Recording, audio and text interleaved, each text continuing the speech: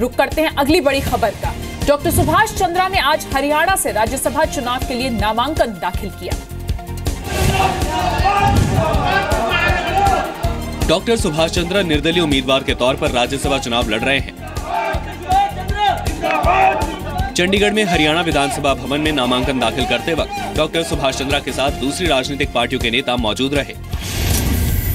हमने सबसे समर्थन मांगा, सभी पार्टियों से समर्थन मांगा और लगभग काफी लोगों ने हमें समर्थन दिया है। इंडिपेंडेंट लोगों ने भी दिया है, भारतीय जनता पार्टी ने भी दिया है। हरियाणा में राज्यसभा की 2 सीटों के लिए चुनाव 11 जून को होना है। बीजेपी समेत कई पार्टियों ने डॉक्टर सुभाष चंद्रा की उम्मीदवारी को समर्थन का भरोसा दिया है। 1 जून को नामांकन पत्रों की जांच होगी और 3 जून तक नाम वापस लिए जा सकेंगे। राज्यसभा के लिए 11 जून को चुनाव होना है। शाम 5 बजे के बाद वोटों की गिनती होगी। हरियाणा में रेल मंत्री सुरेश प्रभु और केंद्रीय ग्रामीण विकास मंत्री चौधरी बीरेंद्र सिंह का कार्यकाल खत्म होने के बाद 2 सीट खाली हो रही हैं।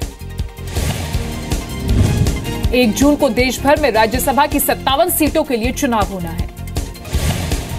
महाराष्ट्र के वर्धा में सेना के सबसे बड़े हथियार डिपो में आग से सेना के 2 अधिकारियों समेत 17 जवानों की मौत हो गई, 19 जवान घायल हुए। बीती रात करीब 1:30 बजे वर्धा के पुलगाम में बने सेना के हथियार डिपो में आग लगी। आग लगने के बाद डिपो में कई धमाके हुए। एहतियात के तौर पर आसपास के गांव को खाली करा दिया गया है। तड़के 2:30 बजे के करीबन यहाँ ब्लास्ट हुआ है और इस एमिनेशन डिपो की खास बात यह है, यहाँ पर बंदूक की गोली से लेकर मिसाइल तक सब चीजें यहाँ स्टोर की जाती है। तकरीबन 36 स्क्वायर किलोमीटर की एरिया में ये एमिनेशन डिपो बना हुआ है। महाराष्ट्र के सीएम देवेंद्र फडणवीस ने आग पर काबू पाने का दावा किया है। रक्षा मंत्री मनोहर पर्रिकर और सेना प्रमुख जनरल दलबीर सिंह भी हादसे का जायजा लेने पहुंचे। रक्षा विशेषज्ञों ने साजिश की आशंका से इनकार नहीं किया है। रक्षा मंत्री श्री मनोहर पर्रिकर जी इस सारे घटनाक्रम का जायजा लिए हुए हैं। स्वयं फोर्सेस उसमें मदद कर रहे हैं। पूरी सिचुएशन उन्होंने कंट्रोल में ली है। राज्य शासन की ओर से हमने जिलाधीश को ये कहा है कि वो स्वयं उसमें ध्यान दे, वो ध्यान दे रहे हैं।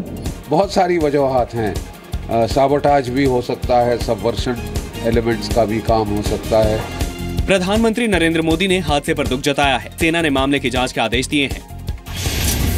नागपुर से करीब 110 किलोमीटर दूर पुलगाम में बना सेना का हथियार डिपो एशिया का दूसरा सबसे बड़ा डिपो है। पुलगाम हथियार डिपो में ब्रह्मोस मिसाइल से लेकर AK-47 तक के गोला बारूद रखे हैं। पुलगाम का हथियार डिपो 28 किलोमीटर के दायरे में फैला है। इसकी सुरक्षा का जिम्मा डिफेंस सिक्योरिटी कोर के पास है। फिलहाल पुलगाम हथियार डिपो में आग लगने की वजहों का खुलासा नहीं हो पाया है। एडमिरल सुनील लांबा ने आज भारतीय नौसेना की कमान संभाल ली। लांबा भारतीय नौसेना प्रमुख बनने वाले 21वें भारतीय हैं। एडमिरल सुनील लांबा ने RK धवन के रिटायर होने के बाद नौसेना प्रमुख का पदभार संभाला। इस मौके पर सुनील लांबा का परिवार भी मौजूद था।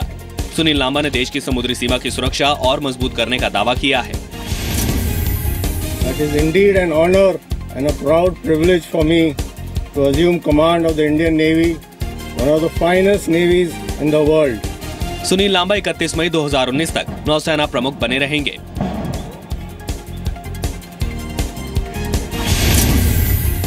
सुनील लांबा को इसी साल फरवरी में नौसेना की पश्चिमी कमान का प्रमुख बनाया गया था। इससे पहले सुनील लांबा नौसेना की दक्षिणी कमान के flag officer commanding in chief रह चुके हैं। सुनील लांबा 1 जून 2014 से मई 2015 तक नौसेना के वाइस चीफ भी रह चुके हैं। 59 साल के सुनील लांबा को नेविगेशन और डायरेक्शन मामले का एक्सपर्ट माना जाता है। एडमिरल लांबा जंगी जहाज INS Kakinada, INS Himgiri, INS Ranvijay और INS मुंबई की भी कमान संभाल चुके हैं। नौसेना प्रमुख एडमिरल सुनील लांबा को परम विशिष्ट सेवा मेडल और अति विशिष्ट सेवा मेडल से सम्मानित किया जा चुका है। मोदी सरकार के 2 साल पूरे होने के मौके पर ITI के छात्रों को बड़ी सौगात दी गई। ITI कर रहे छात्रों को डिप्लोमा के साथ 12वीं क्लास का सर्टिफिकेट भी दिया जाएगा। मानव संसाधन विकास मंत्रालय और कौशल विकास मंत्रालय के बीच इसे लेकर MOU साइन हो चुका है। कौशल विकास राज्य मंत्री राजीव प्रताप रूडी ने इसकी जानकारी दी। जो बच्चा 10th क्लास पास हो और ITI 2 साल का करे, उसको 12वीं का सर्टिफिकेट इक्विवेलेंट दिया जाएगा और पूरे भारतवर्ष में उसकी मान्यता होगी। राजीव प्रताप रूडी ने पहली बार ITI पास करने वाले छात्रों के लिए भव्य दीक्षांत समारोह आयोजित किए जाने का भी ऐलान किया। इस कार्यक्रम में PM मोदी भी शामिल होंगे। राजीव प्रताप रूडी ने 2 साल के दौरान अपने मंत्रालय की उपलब्धियों को भी गिनाया।